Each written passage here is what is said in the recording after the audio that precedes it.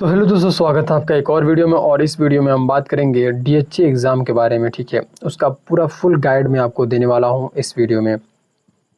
तो ये वीडियो जो है काफ़ी ज़्यादा इंफॉर्मेटिव है और काफ़ी ज़्यादा जो है इसमें मैं डीएचए से रिलेटेड काफ़ी क्वेश्चंस भी हैं और काफ़ी दिमाग में आपके जो भी चीज़ें आती हैं, जैसे कि डीएचए क्या है आखिर, और डीएचए मतलब किसको करना पड़ता है, और डीएचए कैसे हम क्लियर करें। ठीक है, क्या क्या सब्जेक्ट्स होते हैं, कितना फ़ीस लगता है। ठीक है, सारी चीज़ों का मैं इस पूरे फुल वीडियो में पूरा कवर किया हूँ। तो इस वीडियो को लास्ट तक देखिए और आप जो है इस वीडियो के लास्ट तक देखने के बाद आप अपना जो भी राय होगा, चाहे कोई भी कन्फ्यूज़न होगा, तो आप कमेंट ज़रूर करिएगा। तो इस वीडियो को शुरू करते हैं। देखिए, सबसे पहले हम जानते हैं कि डीएचए एग्ज़ाम है क्या।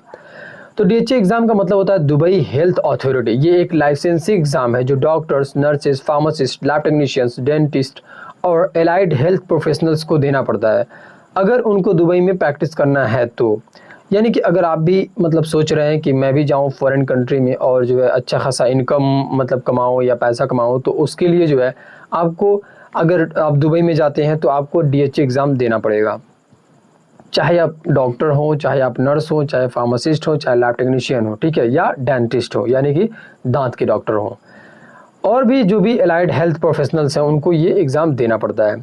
ठीक है, इस एग्ज़ाम से डीएचए चेक करता है कि आप दुबई यानी कि यूनाइटेड अरब अमीरात के हेल्थ केयर स्टैंडर्ड्स के हिसाब से कॉम्पिटेंट हो या नहीं।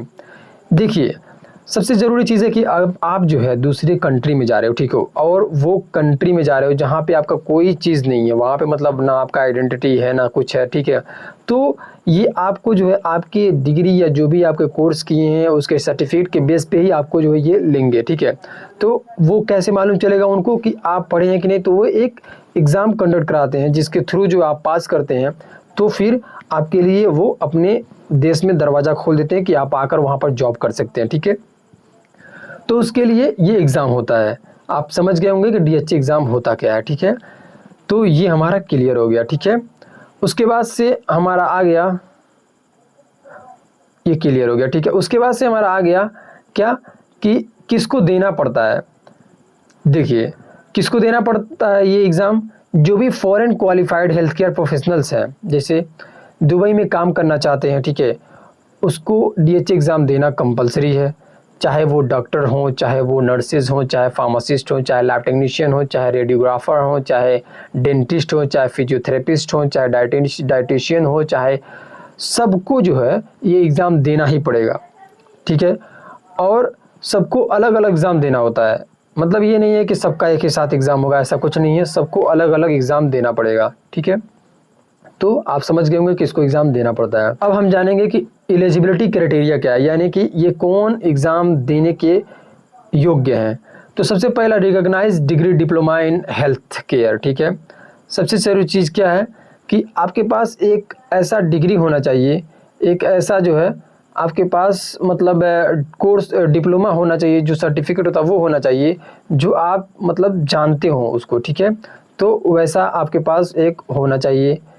ठीक है, उसके बाद से अपने कंट्री के वैलिड लाइसेंस रजिस्ट्रेशन होना चाहिए। देखिए, आप दूसरे देश में जा रहे हो और अपने देश में आप रजिस्टर्ड नहीं हो, तो कैसे आपके गवर्नमेंट या आपके कंट्री जो है आपको कैसे अलाउ करेगी किसी दूसरे देश में वर्क करने के लिए।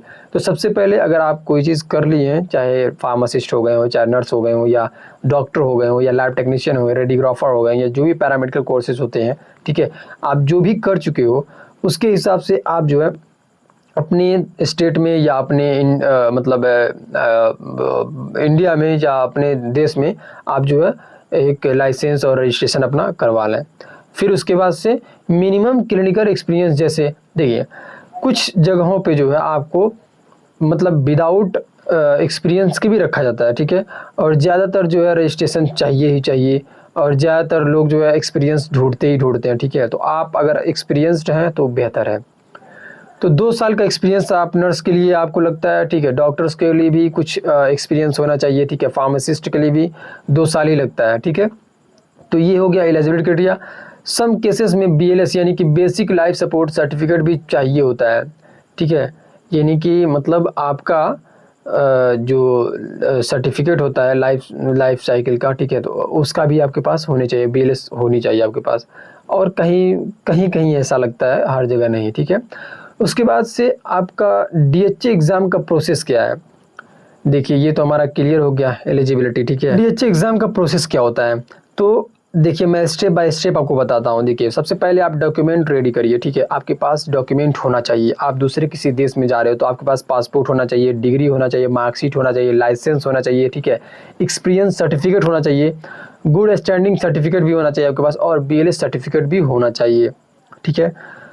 तो ये आपके पास अगर रहता है तो आप जो उसके बाद से आप आगे का प्रोसेस समझिए, ठीक है। लेकिन पहले आप passport, degree, marksheet, licence, experience certificate, good standing certificate, BLS certificate, ये सारी आप जो है अपने पास इकट्ठा कर लीजिए। फिर उसके बाद से आप सेकेंड नंबर जो कि डाटा फ्लो है, ठीक है, वेरिफिकेशन करवाइए। अब डेटा फ्लो में जो है आपके जितने भी ये पास डिग्री है, मार्कशीट है, लाइसेंस, एक्सपीरियंस सर्टिफिकेट, ये सारी चीज़ें जो है डेटा फ्लो में वो लोग वेरिफिकेशन करेंगे। फिर उसके बाद से श्रेयान पोर्टल रजिस्ट्रेशन होता है, ठीक है। उसमें सारी चीज़ें जो है डॉक्यूमेंट आपके सब जो है अपलोड होते हैं। फिर उसके बाद से उसका कुछ फ़ीस होता है, मैं आगे अभी बताऊँगा कितना फ़ीस लगेगा। तो फिर उसके बाद से जब आप फ़ीस करते हैं तो आप जो है आपका जो है डॉक्यूमेंट जो है वो रजिस्टर्ड हो जाता है उनके पोर्टल पे, ठीक है। उसके बाद वो लोग देखते हैं, एलिजिबिलिटी अप्रूवल आपको मिल जाता है अगर आप एलिजिबल रहते हैं तो, ठीक है। आपको एलिजिबिलिटी अप्रूवल मिल जाता है। फिर उसके बाद से आप एग्ज़ाम स्लॉट बुक करो, ठीक है। प्रोमेट्रिक CBT एग्ज़ाम होता है, ठीक है, यानी कंप्यूटर बेस्ड टेस्ट होता है। वहाँ पे आपको जो है मैं आगे बताऊँगा कैसे होता है, ठीक है। तो फिर उसके बाद प्रोमेट्रिक एग्ज़ाम होता है, उसके बाद एग्ज़ाम आप पास कर लेते हैं, ठीक है। उसके बाद आपको लाइसेंस एक्टिवेशन मिल जाता है, ठीक है। तो ये हो गया आपका DHA एग्ज़ाम का प्रोसेस। अगर आपको कोई चीज़ कन्फ्यूज़न हो या कोई चीज़ पूछना हो तो आप पूछ सकते हैं, ठीक है। कमेंट बॉक्स में मैं ज़रूर आपका जवाब दे सकता हूँ। दूसरी चीज़, उसके बाद से हम आएंगे फ़ीस एंड टाइमलाइन पे, ठीक है, यानी कि फ़ीस क्या लगेगा और कितना समय लगेगा। देखिए डेटा फ्लो वेरिफिकेशन के लिए आपको जो है 900 से लेकर 1200 रुपया जो है आपको, बहुत से ज़्यादा मैं बता रहा हूँ, इंडिया रुपीज़ में इसका आएगा 18 या 20,000 रुपया, 21,000 रुपया जो आपको पड़ेगा डेटा फ्लो के लिए। फिर ठीक है, डेटा फ्लो वेरिफिकेशन आप जो करवाएंगे तब।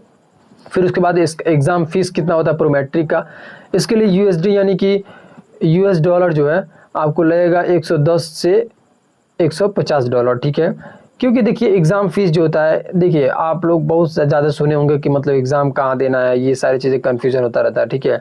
तो एग्ज़ाम जो है आपको हर देश में मिलेगा, ठीक है। हर देश में इसका जो ब्रांचेस हो गया है अक्सर, तो वहाँ पे आप एग्ज़ाम दे सकते हैं। अगर आप इंडिया से हैं तो इंडिया में भी कई सारे ब्रांचेस हैं और हम लोग कॉन्टैक्ट कर रहे हैं।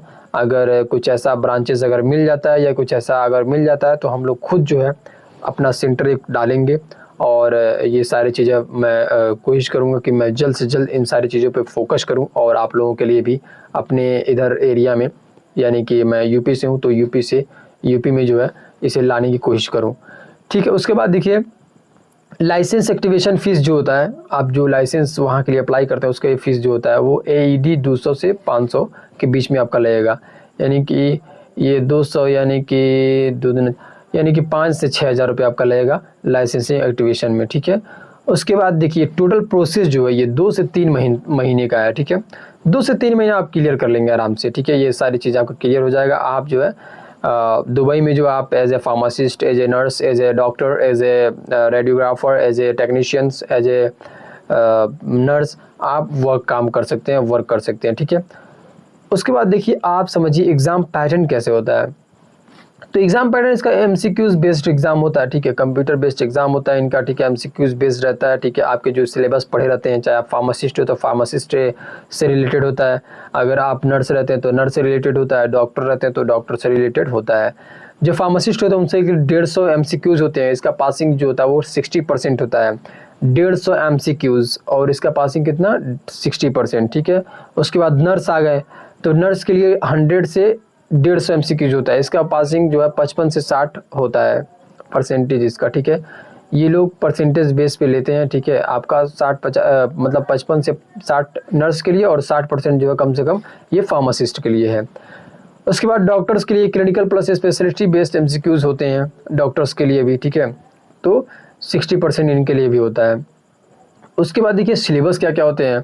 अगर आप फार्मासिस्ट हो तो उसके लिए फार्माकोलॉजी, क्लिनिकल फार्मेसी, ठीक है, pharmaceutics, pharmacy law and ethics, medication safety, तो ये सारे आपके जो है सिलेबस हैं, इन सारे सिलेबस को आप अगर पढ़ लेते हैं तो ये फार्मासिस्ट का जो एग्ज़ाम है आपका वो क्लियर हो जाएगा। उसके बाद नर्सिस जो है उनके लिए fundamentals, medical, surgical, maternal and child health, pharmacology, infection control, इन सारे टॉपिक्स को आप जो है पढ़ेंगे, सिलेबस को आप पढ़ेंगे, फिर उसके बाद से जो आप एग्ज़ाम के लिए रेडी हो जाएंगे।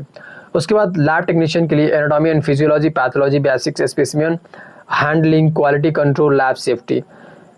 तो ये आप जो भी प्रोफेशन से हैं, ठीक है, लैब टेक्नीशियन है या फार्मासिस्ट है या नर्स है, तो आपको जो भी मतलब आप जिस प्रोफेशन से उसी प्रोफेशन से आपको जो है क्वेश्चंस और जो भी सिलेबस होंगे वो आपके ही सेक्शन या आपके ही जो है ब्रांचेस से होंगे, ठीक है, जो आप पढ़े हैं, ठीक है, उसी से जो है क्वेश्चंस आएंगे।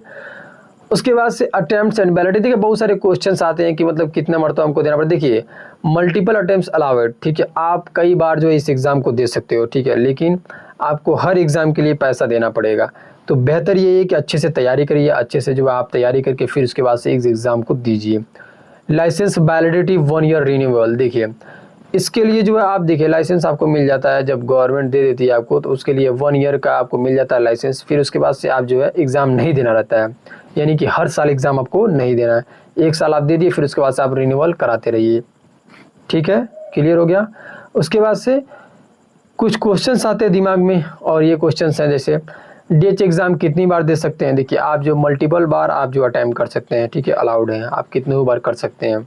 उसके बाद से एग्ज़ाम कहाँ होता है, तो एग्ज़ाम जो Prometric centres world wide, India में भी कई जगह पे हैं इसका, ठीक है, केरला में, कर्नाटका में और महाराष्ट्र में और हैदराबाद में, इन सारी जगहों पे जो है आपको इसके सेंटर्स मिल जाएंगे। अभी अपने इधर स्टेट में नहीं आया है, और होगा भी तो शायद मुझे मालूम नहीं है।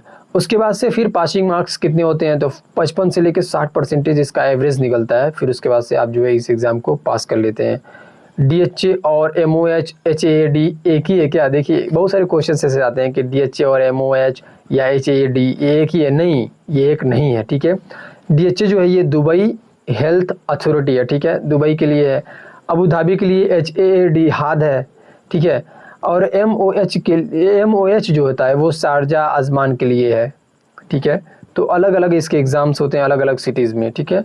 उसके बाद प्रिपरेशन कैसे करें, देखिए DHA syllabus PDF plus MCQs practice करो, ठीक है, इन सारी चीज़ों को आप कवर करेंगे। तो आप कहाँ मिलेगा, तो मैं ये जो है इसका पीडीएफ और इसका जो है एमसीक्यूज मैं बना रहा हूँ, ठीक है, उसके थोड़ा सा टाइम लग रहा है, तो मैं उसको जो है ज़रूर आपके लिए प्रिपरेशन करने के लिए जो मैं एक नोटबुक और एक जो है आपको मैं तैयारी कर रहा हूँ। तो अगर जितना जल्दी हो सकता है कि मैं इसको जो है बना दूँ और आपके लिए मैं रेडी कर रहा हूँ, तो जल्द ही ये जो है मैं लाऊँगा, ठीक है। उसके बाद से अगर आपको कोई कन्फ्यूज़न है, कोई ये चीज़ समझ में नहीं आया है, कोई चीज़ आपको पूछना है, तो आप कमेंट बॉक्स में ज़रूर पूछ सकते हैं, ठीक है। तो मिलते हैं नेक्स्ट वीडियो में। Thanks for watching.